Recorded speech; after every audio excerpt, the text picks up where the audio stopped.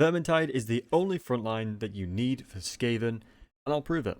This is the reason why Vermintide is sufficient, because once you're running an entire weapons team army, you can start using the Vermintide, and since they last for a considerable amount of time, I believe it is 103 seconds, you can effectively just use the Vermintide, get these clan rats, and just send them up like this. Just literally just send them up, and then they'll start effectively being the front line that you need. So now we've sent up the clan rats.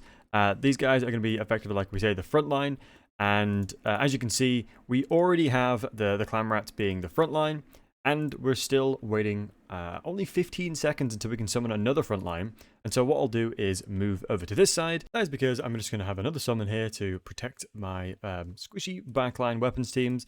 And just throw that one down. And as long as these guys are shooting the right targets, we'll be absolutely fine. And this is one of the reasons why I always highly recommend anybody that is playing like Claw, for example, to make sure that you have at least 1 or 2 Plague Priests within your army, because they are effectively your front line. You don't need, Storm Vermin, you don't need anything like that, where you can quite literally just keep spawning things to effectively facilitate the same. And, the ability, army ability you get as well due to Skaven Corruption, using that, you can also just have an incredible amount of units that you can leverage and use as a front line.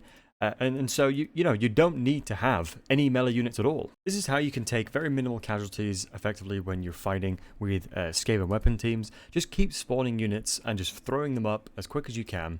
And then effectively you can just keep shooting because, a spawn isn't counted towards your army. So if you kill loads of units within the spawn, it doesn't really matter. Whereas if you have units within your army specifically tanking, obviously you will take casualties just naturally through the Skaven yes. Let me know your thoughts down below.